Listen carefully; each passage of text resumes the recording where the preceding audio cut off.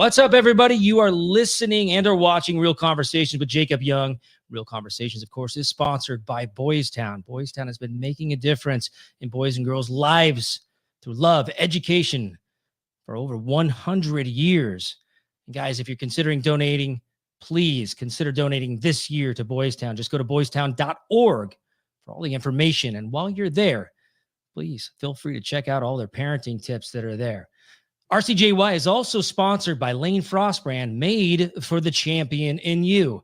Every hat, every style, hoodies, and more. Something there for the whole family. Trust me, my wife, she has always been snagging my hats from me. So go to lanefrost.com, use Jacob15. You'll save 15% on anything and everything Lane Frost brand. Now, guys, my guest this week is one of the most successful child actresses of the 1990s. She's appeared in TV shows like Beverly Hills 90210, Baywatch, Step by Step, Boy Meets World. She's received the Best Supporting Actress Film Award for her role in the hit movie The Babysitter's Club. I love that film. She's also won a Youth and Film Award for her most recognizable role as Robin Russo in Nickelodeon's The Secret World of Alex Mack. Now, however, in her 20s, she faced some challenges like addiction and even homelessness. And now, in recovery for over 10 years, she counsels hundreds of addicts getting into treatment and founded San Fernando Valley Feed the Homeless, among her many charitable and humanitarian causes. Guys, my guest this week is the one and only, the extraordinary Natanya Ross. What Natanya, an intro. Thank you. Well, you know, I had a conversation with my wife this morning, and I said, you know, I have Natanya Ross on the show, and she's from The Secret World of Alex Mack. She goes, no, it's not The Secret World of Alex Mack. It's Alex Mack. That's what we called it. And I said, well, maybe that's a Maryland thing where you're from, but I'm not sure. Is this a true fact? You know, yeah, I guess, yeah, it is. I mean, who wants to say that whole dang thing every single time? So it had like an acronym that I'm going to mess up, so I'm not going to even try. But generally speaking, Alex Mack is how we ran with it. Yeah. Well, you were such a fixture in the 1990s television world. You were working very, very hard at such a young age. Were you enjoying the work and feeling happy inside at the time? You know, that's such an interesting question, and I have a couple different answers for it, but I started acting at 6 months old. Like, can you call that acting? I don't know. I don't, my mom, I think, determined at a very early age that I had something that she could make into something bigger. And by the time I was old enough, or I had like the cognizance to understand what my life was, it was just a part of who I was already. So I don't think I really like enjoyed it until I was in my teenage years, to be honest.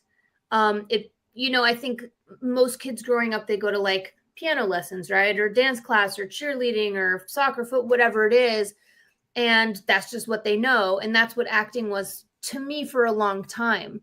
And by the time I was really starting to enjoy it, some other stuff was developing in me that it was like a yin and a yang almost. I was like very rebellious against it, but I was also very much in love with it, because for me, it was really an escape from what was going on in my real life. And, it was like my saving grace, I would say. Yeah.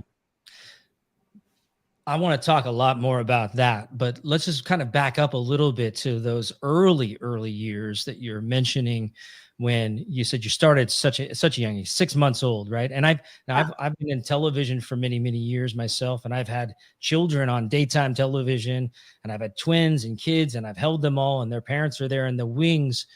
Were your parents supportive in that way, or what was that like for you? Yeah, I mean, it's interesting. I'm actually writing my memoir right now. So I'm going back into a lot of these formative years it's hard to tap into that because so much life has happened since then to like tap back into that childlike state. But yeah, my mom was very involved. I mean, I don't want to say she was like a momager, because yes, my mom was very involved. She took me to and from all my auditions, set, all of that, stuff. She really hustled hard to make sure I was going to have a successful career. She was really at the forefront of everything. Well, that's wonderful that you had that she supported you. Yeah. But at 6 months old, you really can't make that decision that like, hey, Yeah. that's something I want to do. Or even maybe I've got kids that are like my kids now, because dad's an actor. They're like, hey, I want to do what dad's doing. And that's cool. I think that's awesome. But I also didn't think of that when they were that young. But Totally. but that's awesome that she was taking you around and you were able to have that common thread. Yeah. Yeah. That, I mean, listen, there's so much more to that story, of course. But in those years, like when I think back of the best memories I have with my mom, because it got a little tethered later on, those are the years that I think about, because it was really her and I against the world. And we're from New York, and I was doing all sorts of stuff in New York. And then we came out to LA. It's a whole other animal. And things were happening very quickly for me. So, it was really her and I against the world, against LA, against Hollywood, and we were going to figure it out one way or another. Well, that speaks volume for your talents, and of course your mom's belief too in Her herself tenacity. and you and as a team, right? Was Yeah. it, you say it was just you and your mom? Was it, is your parents, were they separated at that point? So no, so it's a really crazy story. So my dad was, he was there. They were together. We're from Asbury Park, New Jersey. So that might give you I a know it little bit. well. I lived in New Jersey. I know New Jersey. Okay, so since you know Jersey, you could probably figure out without me having to say it on camera what he did for a profession, Mhm. which, was, yeah. So when we got the opportunity to come out to California, he was actually going through a lot of legal issues in Jersey. So it was, I don't know, it was like the craziest, most divine timing. But he did eventually come out to California a couple years later to live with us. He left when I was 14 and transitioned into being a woman. And I never saw her again. So Ever again? ever again. So that's the story with my dad. And then, it was me and my mom in LA. And by that time, we had kind of established a life and a home for ourselves there. Wow. Yeah. Well, Jacob, there's a lot. It's there's layered. a lot. I mean, we're going to have to definitely check out the memoir, because obviously there's Yeah. details Almost done. wow, that's really interesting. I have so many more questions about that, but we Yeah. have so much we want to cover today I know. too. I know. You've been open about your addiction issues, Yeah. and you're also able to help so many people overcome theirs. Is there a way to help someone who isn't ready to be helped? Oh, wow. Great question. You know what's crazy? Not a lot of people think to ask that question, because when we're in the thick of trying to help a loved one, a family member, a spouse, um, stop doing what's killing them, right? What we're seeing is killing them. We sometimes want it more for them than they want it for themselves. So the short answer to that is no. You cannot help somebody who's not willing to help themselves, because they might go for, for their husband, for their wife, for their mom, for their dad, but if they're not really going for themselves, it's not going to stick, and that's one of the hardest parts of what I do, is having to be the liaison with the family and explain to them, like, look, your loved one just isn't ready. They're not ready, Right. and I know that from experience, because it took me so many tries till I was ready. Yeah. No, I mean, addiction's horrible. I've been addicted. Yeah. Um, So you get it. I didn't go into, heroin, but I was addicted to every pain pill possible for a Yes. very long time, 7 years of my life. And I Yeah. wish I could have those 7 years back. Yeah. And I know, I mean, there was times where I thought, oh my gosh, maybe if I just score a little bit of heroin right now just to get through. And I started thinking in that mind frame that, but I tell you, this is always such a hard conversation to have with anybody who's going through that, because truly it is that question is like, are you able to communicate with these people when they're not ready to have help? Are they ready to have help? So, Right. so what are some of the things maybe you encourage them, even if they say, "Hey, look, I'm not ready to get off of this." Have you had that conversation? Have you? Yeah, I mean, What are some of the things you would tell them? I've had that conversation with people that I'm working with, you know, through what I do for a living, trying to get them into treatment. And to be honest, I've had a lot of those conversations with my friends, right? Like, I've had a lot of friends, a lot of actor friends, non-actor friends struggling with, I mean, we struggle, you know, I think that there's something that we go through as actors that, it's hard to explain if you're not in it. And that's why, like, we have an instant, like, relatability, right? An instant bond, because we just get it. We know, like, how fragile the psyche is and how easy it is to just take something to, like, quiet it long enough so you can just breathe, you know? So when I'm talking to someone that's wanting to come into treatment and they're not ready, what I have found is the best tool to use is to just share my story, right? Sometimes it's just attraction rather than promotion. I mean, I'm not trying to push somebody into doing something they're not ready to do. But what I can tell them is about the decade that I struggled with addiction. And even the decade, past decade, it has not been perfect and it has not looked pretty all of the time. And if I share that story, sometimes it does inspire somebody else to be like, fuck, if she did, can I cuss? I don't know. If she did it, you know, if she did it, I can do it. And sometimes they're just not there, but you plant a seed, and a lot of times they'll come back and they'll call me and say, hey, you know, I've been thinking a lot about what you told me and I think I might be ready. So I think just like keeping the mind frame of being willing to reach your hand out to somebody that needs help at all times, you just never know, like, what it could do for somebody. Yeah, being open, being able to communicate your story, is very powerful. So Yeah. yeah, absolutely, 100%. These, you never know what's going to sort of break that mold for somebody who is struggling. But to look at somebody like yourself that's willing to share a story, I mean, first of all, let's talk about that. I mean, you're telling a story you've had. We touched on. You just kind of touched on, okay, the pressures of Hollywood, right? Yeah. And when we talk about the pressures of Hollywood, like people go, "Oh, I want my kid to be in acting. I want to be an actor. I want to be a star. I want to be in television and film." The pressure that's there is undeniably excessive, which is why so much of the career becomes excessive. And because so let's just go back to that a little bit. Like, what was that like truly? Did you feel pressure going on auditions, or was that something you felt naturally comfortable with, or was it something you felt like you were constantly coping with? You know, it's interesting because I became so successful so early and things like really felt like they came easy to me, but not because I was just like a lucky kid. It's because I did have talent and I put in the work. Like, I worked hard and Yeah. I put acting first, you know, and that was what I did. I was an actor. That came before boys, before going to a normal school, before doing activities that could potentially hurt me and hinder my.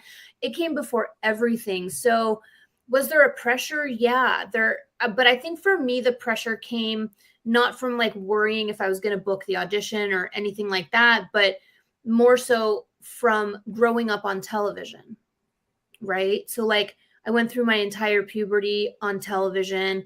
My hair is much darker now, but I am a natural like orange, ginger, red hair.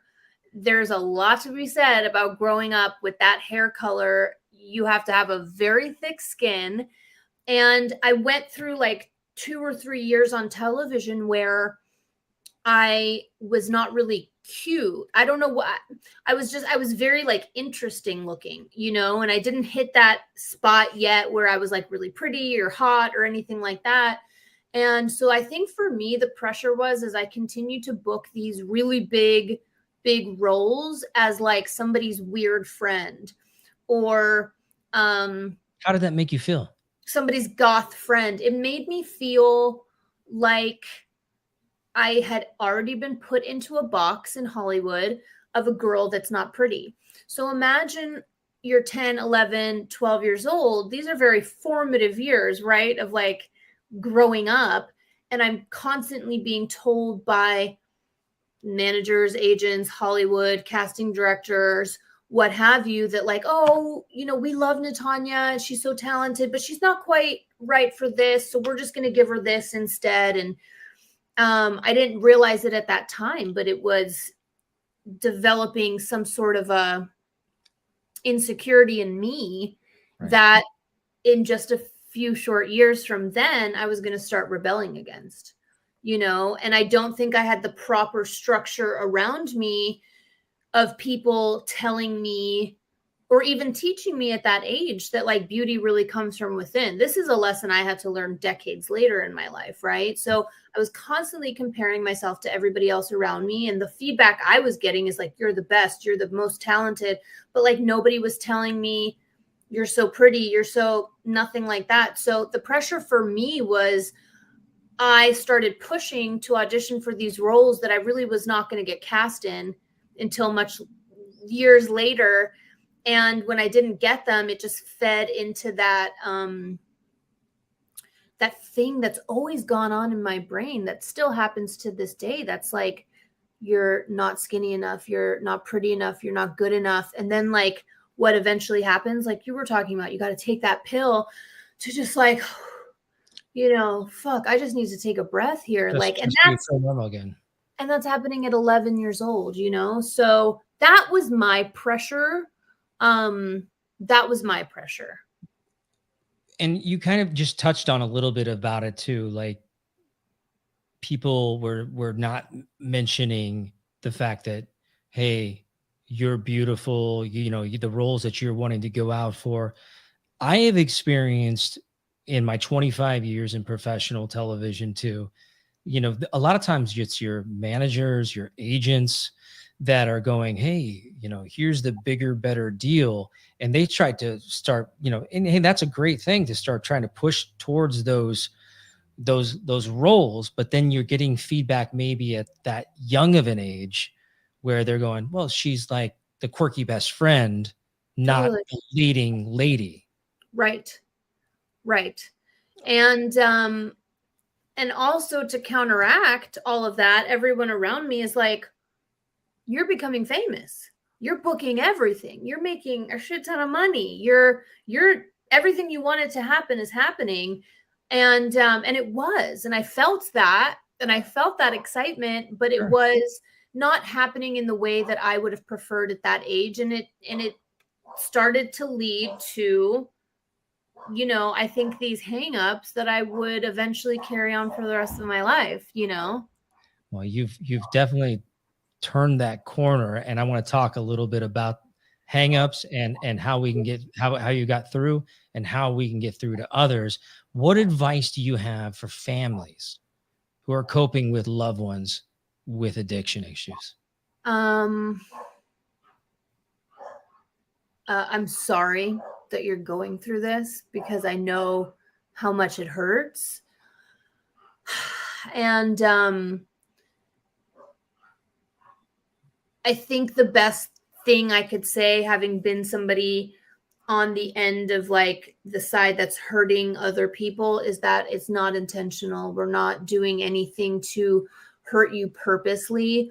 It's a disease of the mind that is not containable until you find a spiritual solution to it. So like all of the stuff that happens in between, all of the people we hurt and screw over and break their hearts, like none of that is intentional. And this could be like an unpopular opinion, I don't know, but don't give up. Don't give up, because we never know when that chance is. Like if somebody's been to treatment 20 times, maybe the 21st time is going to be the one, you know. But keep your proper boundaries too. Your life is just as important. Your serenity, your peace is just as important. And if you have to create some sort of a boundary between you and your loved one that's suffering, that's okay too. but just never give up hope, because there's kids out there, like me and a million others, that sometimes it's that seventh try that sticks, and you never know what they can go on and do with their life. You never know how many people they can go on to help after, being through what they've been through. So I think that's probably the best advice I could give. That's fantastic advice. It takes time. It takes time Yes. for everybody to come to terms with whatever that is they're going through. And, they can turn the mirror on themselves too, those families, and go, hey, what can we do better? How can we help them through this process? What are we maybe not completely doing right? Look, we're human beings. We're all going to make mistakes. Having the added pressure in your life, of course, to, those things you wanted to achieve, being in an entertainment industry where you are in the spotlight, those are added pressures. Would you say that because you were in TV and film that you had access to things that were not necessarily a girl your age around the rest of the country or world would have access to? Yes, I would say that 100%. Young Hollywood in the 90s was, I mean, incredible and amazing. And also, like, people would go to jail now for some of the shit that went on back then. And yeah, I mean, everything was accessible to us. I could walk into any club or bar in Hollywood at 14, 15 years old and be let in and be taken to the back, and there's bottle service, and then comes other stuff. And yeah, I was exposed to everything at a very early age. I started drinking at home. At home, you have to remember, I'm the sole breadwinner of the family at this point, right? I am starting to have a very difficult relationship with my mother, because I'm starting to uncover things that she's doing that I don't feel comfortable with. And now I have this sense of entitlement with, like, well, do you want me to pay the rent this month? Do you want me to pay to get your hair done? Do you want all of these things done? Then I am drinking at home with my friends, and that's it. So, I really started to rebel at a very early age. I started smoking weed probably around 14 years old, and my mom had hired a guardian to take me to and from set. That's a thing with child actors. If anybody Right. doesn't know, that if you're under 18, you have to have a legal guardian. Usually it's somebody's parent. And then sometimes they'll hire somebody and sign over, legal guardianship, so that person can take me to and from set. And it happened to be somebody who kind of partied with us, unfortunately. And that was the first time I got weed, was from that person. And yeah, and then it just, it just snowballs. It snowballs and it snowballs. And by the time I was like 18 years old, and we were really going out and really going to, and you feel that sense of independence and all of that, it was getting really messy at that point. But things are accessible to kids in Hollywood, at least back in my time. That, yeah, man, it was wild. Looking back, it was wild, I have to say, I mean, I was not in the 90s, but I was 97, 1997. And I have to say, like, I was not of age. I was 17 going into 18. And I was working on The Bold and the Beautiful at that time. And I was going to the Garden of Eden, on La Brea and Yeah. Hollywood Boulevard there. And I remember the very first time that I had really kind of experienced some of that was I was watching TV at home. And I remember Tommy Lee was going to go to jail because of the Pam Anderson Oh yeah. violence abuse situation. And the next thing you know, I'm they're like, hey, Jacob, come on in, go up to the VIP room. Next thing you know, there's like somebody pulling me over, and there's Tommy. And I'm like, I'm sitting next to him, and I'm like, whoa, bro, aren't you supposed to go to jail tomorrow? He's like, yeah, this is my last night of freedom, bro. And I was like, oh, no doubt. Really? This is it? This is, he's like, yeah, do you want to roll to the next party with me? And of course, at a young, impressionable age, I was like, sure. Of course you go. Yeah. Testarossa pulled up. I was like, all right, let's roll. Yeah. But that is like not real life to the rest of the world. And It's not. the pressures that are on that is just, it's like, I wish, I mean, I don't want to say that I I want to take any of that back. And I'm sure that you don't want to take any of those experiences because you won't be who you are today. Right. But with that being said, like, that's just not the norm. It's not, but you know what's crazy is that back in that day, that was absolutely normal. That was like a normal Thursday night. You go to Garden of Eden and end up at a party with Tommy Lee or I mean 1,000 other people, you know, we could talk about, and our group of friends was so eclectic, but like everybody was famous or like up and coming or about to blow up, and we all knew it, you know, and we were I started kind of getting my looks together a little bit and figuring out like how to make, you know, I it's like so weird to say, but I like the awkward redheaded girl was now becoming a beauty. Right. It's like what's that movie, Rachel Cook? It's like the She's All That moment. She's you all know, that. I woke up one day and like everything was different and all these boys liked me, and I was kind of in the middle of every like popular Hollywood circle there was. It was really crazy. And there was also, of course, a part of me that like really wanted to fit in. So when people were doing crazy shit, and I just did it too, because I think there's a part of me that because I come from like such a broken home, that I'm always looking to create family wherever I go. Right. And like back in those days, because I had no semblance of like who I was as a human being, and also like what that really looks like family, friends, a partner, like I had no idea, that I just conformed to whatever I needed to do to like fit in. You know, I was so desperate to belong to something. And I had no idea that I was like okay just as I was. Right. Yeah. Well, I can tell you that you're so okay now and Thank beautiful in front of me. And Thank you've you. been through so much in your life. Yeah. My next question, you know, having a roof over our heads is something that most of us, you know, we take for granted. For granted. How does being homeless affect a person's mental health?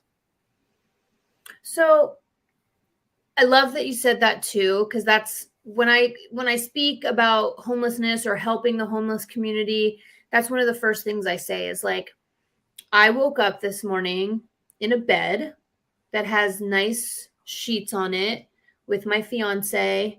I was able to get up, make a cup of coffee, sit on a couch, maybe even turn a television on for a minute, and then get in the shower and wash my hair and like have all the products that I needed. And this really is something that we take for granted on a day-to-day basis, you know?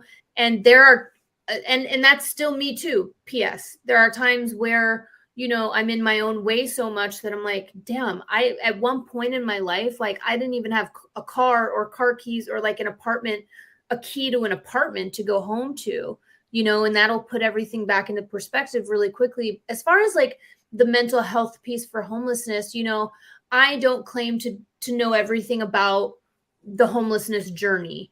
I do know about mine, and I do know that from like the age of, I would say 17, when drugs started getting really bad for me, that by the time I was 21 years old, I was living in a car with two other people, two other child actors, PS, Wow. that we had all just like you were saying earlier, like that thought you had when you're like, should I just get the heroin to get through? And something told you to turn right instead of turning left. Well, I turned left, and that's okay, because that's part of my story, my journey. And like you said, it's like the reason why I get to sit here today and have these kinds of conversations with people.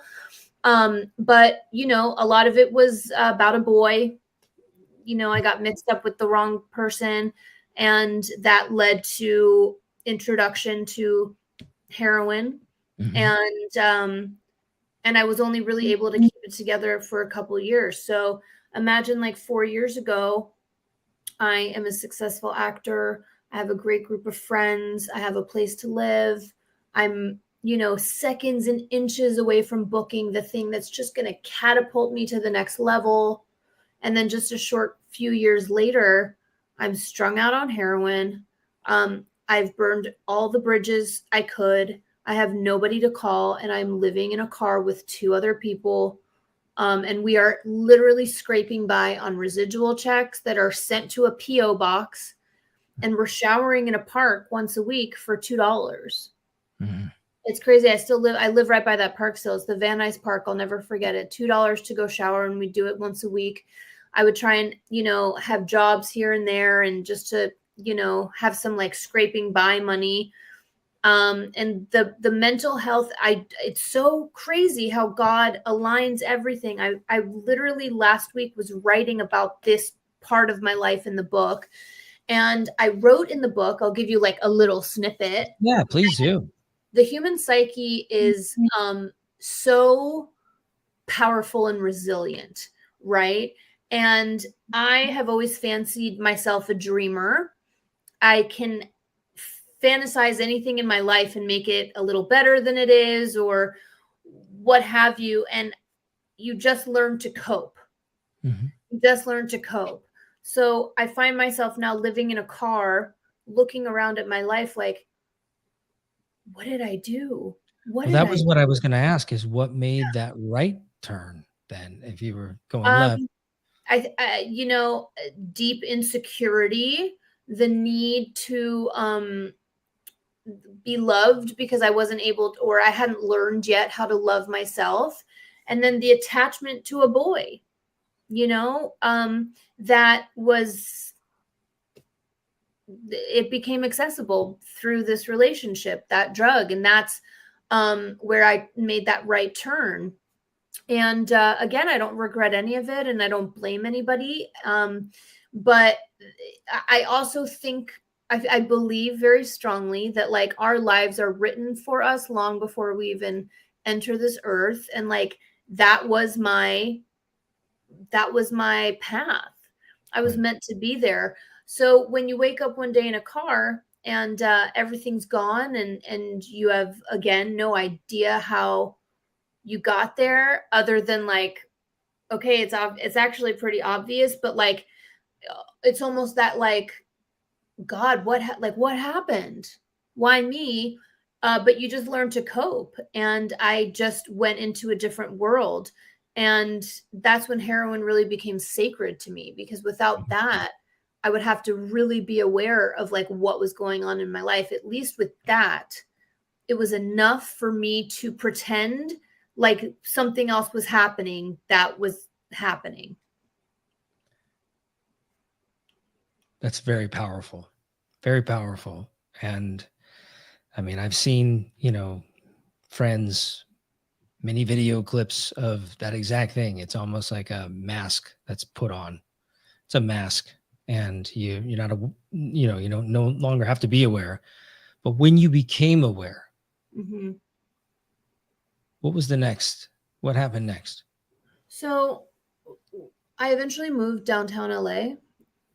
So we moved out of that car and found like a little kind of trap motel in downtown LA on 3rd and Alameda. I say all of these things out loud very often because I actually don't ever want to forget, and it's also like I honor that part of my story.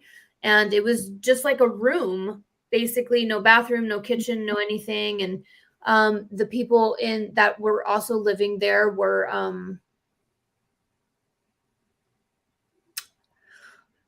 I just got like super emotional, like really thinking about it, and then like looking up at the room I'm sitting in now. It just, something just happened to me. There, it was a lot of criminal activity, I'll say, going on in that building. And if I ever didn't think God had a different purpose for me in my life, if I think back on those times and the situation I was in and the surroundings and how dangerous it was, there was definitely something bigger meant for me in this lifetime, 100%. So we moved down there, and I lasted maybe about a year and a half down there. And I think every like close call that happened down there, like there was one that happened, and then I was just like, I can't do this. I can't do this. My mom was done with me at this point. And so we decided to go to a rehab up in San Francisco. Took a train up there, detoxed, did the 35-day program, whatever it was. And then everybody came back, me and the two guys I was living with, and they decided to stay downtown. And I said, I'm going to call my mom. And my mom came and picked me up, and she brought me back to the San Fernando Valley. And I went into a sober living. And that was not the end of my addiction story, but that was the end of my heroin street life. Yeah. And that was done after that. What did your mom tell you? She was pissed. She was pissed. And, you know, we had, you know, listen, it's such a cliche, like, story. It's the same shit you've heard about a million other child actors. Turned 18, no money there. You know, I'm smart enough to know how much I worked, and there should have been a lot of money. All of a sudden, oh, I don't know, you know. And so I was so resentful already at her because of that.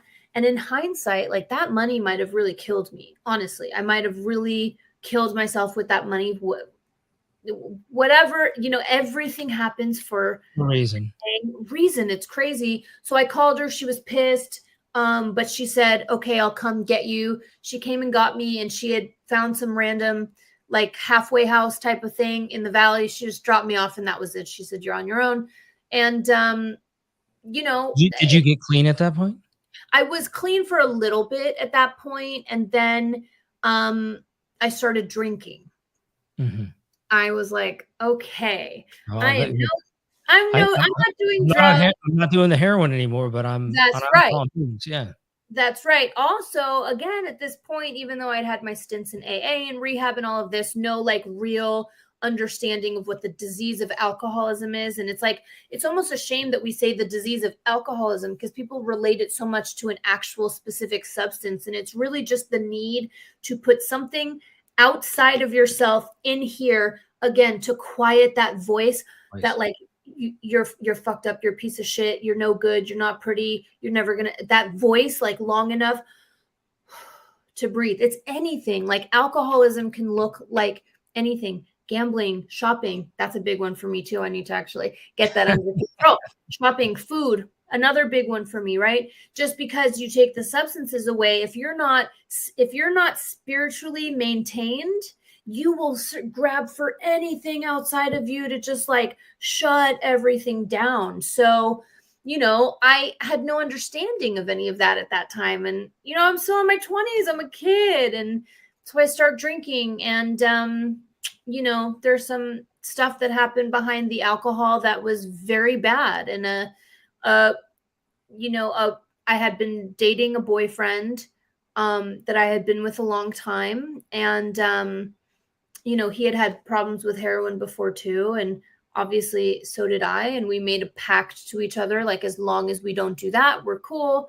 And we lasted about a year. And one night we broke the pact and we went back to his house, and he actually died in bed next to me. Oh my gosh. And I share this story a lot because, one, like, I can't ever forget what it felt like when I woke up and he was gone.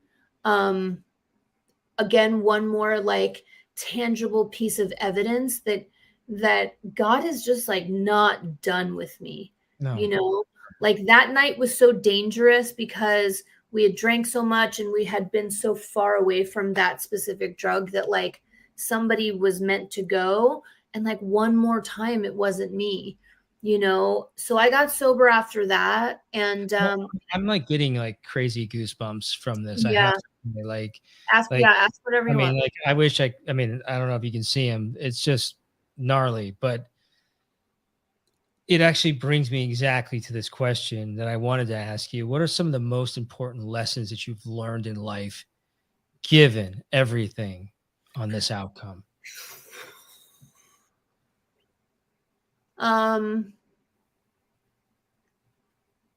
Man, that is, that's such a good question. And I just don't know that there's, like, a perfect answer to it, because there's so many answers, right? Like, what I learned after that experience specifically is that 100% everybody has a specific plan.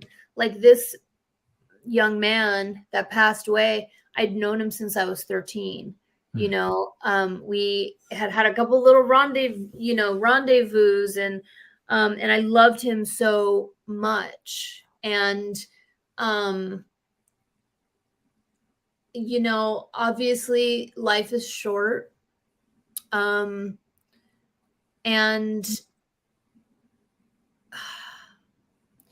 Jacob, that's a tough one. That's a tough one for me to tap into, because if when I think of how to like try and answer that question, I don't feel like it's beautiful enough to like honor the fact that like I'm still here, and he how about how about everything that you've overcome through that scenario? Sure. So I knew sharing that story would be important, and I have made sure to share in a general way what happened that night with as many people as I could. And there have been many people who have come to me and said, hey, I heard you talking about this situation. I just went through that, and hearing that you got through it helped me stay sober, or whatever the situation is. And I'll tell you, there's not been a day that that was 2008, I think 16 years. And there hasn't been a day that's gone by that I haven't thought about him. And in the most like troubling times I've had in my life in the last 16 years, and I'm like, wait, how did I just like overcome that again? I'm like, and then this is a really interesting thing too. The day that he died, the date is actually my fiance's birthday. So for all these years, like 9-10 years, that day was such like a sad thing.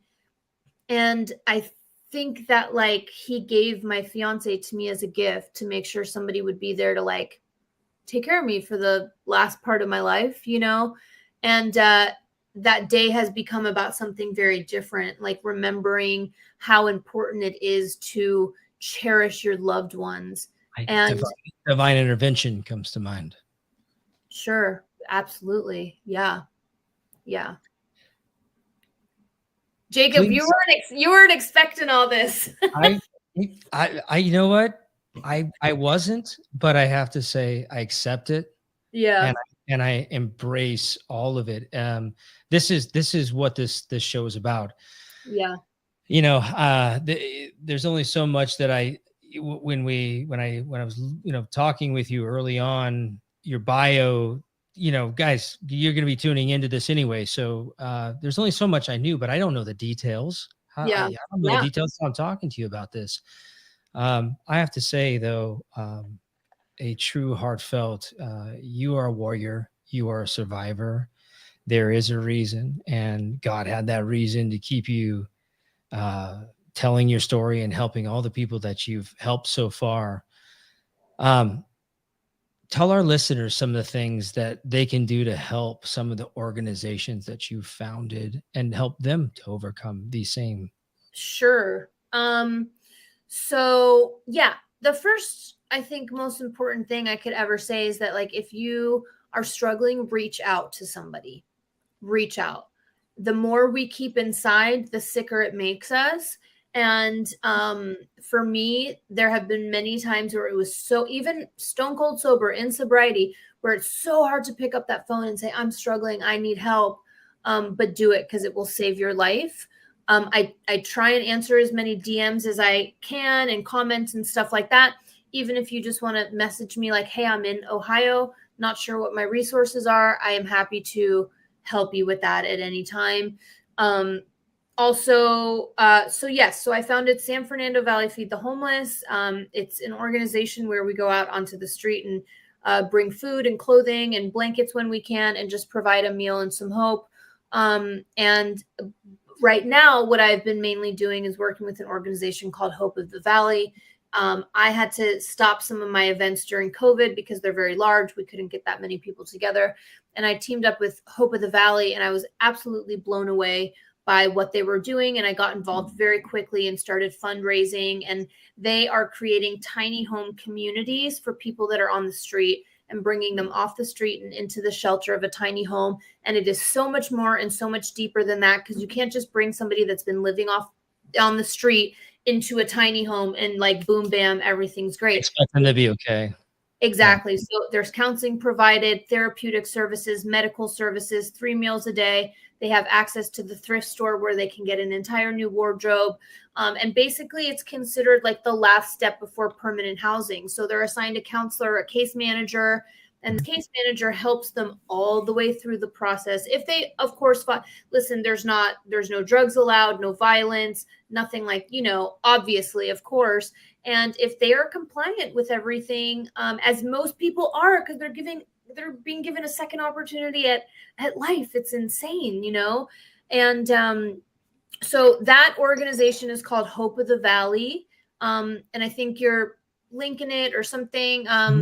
And also too, if you want more information, you can always reach out to me on DMs about that kind of stuff too, about my organization or Hope of the Valley. I feel very passionately about this. There was once a Thanksgiving that I was in a food line at the Midnight Mission, downtown LA. I was probably about 21 years old. And just 5 years prior, I had been an incredibly successful child actor. And now I'm in a homeless line on Thanksgiving, just waiting for like a box of juice, an apple, a sandwich, and a pair of socks. And I will never forget how that felt. And I'm willing to do anything I can do for somebody who really wants to make that positive change in their life.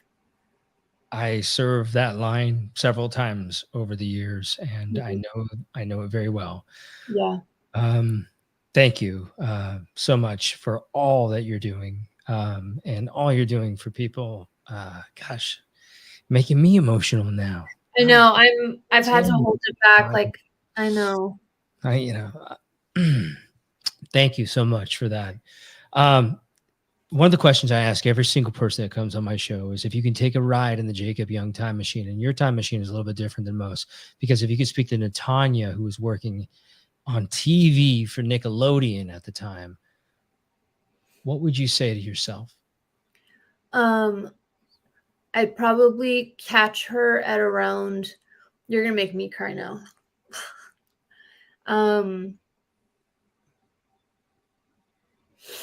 I'd probably catch her at around 14 years old, and I would tell her it's okay. It's okay. I would tell her to be careful with the people that you surround yourself with, and to remember that, like, above anything else in life, just be a nice person. That's all that matters. The rest of this is bullshit. Be a good, kind person, and take care of yourself. And I'd give her like a really big hug and whisper in her ear, "You're beautiful no matter what." Beautiful. So the last question that I have for you in our time that we have together today. My sponsor, Boys Town, their motto is "He ain't heavy, he's my brother," and that goes back to 100 years or early on during Father Flanagan, while he was stepping outside the Jim Crow law, integrating children long before the 1960s. And he had very limited amounts of money to help children, even some that were handicapped. And the boys would take turns carrying around a couple of the kids that could not have access to wheelchairs and or any kind of equipment to get them around. So they would carry them to football games or baseball games or classes. And one day Father said, "Isn't he heavy?" And he said, "He ain't heavy, Father. He's my brother." Meaning in our lives, somebody has carried us. Yeah. Who's carried you? A lot of people. There are a lot of people to thank, or I would not be sitting here right now.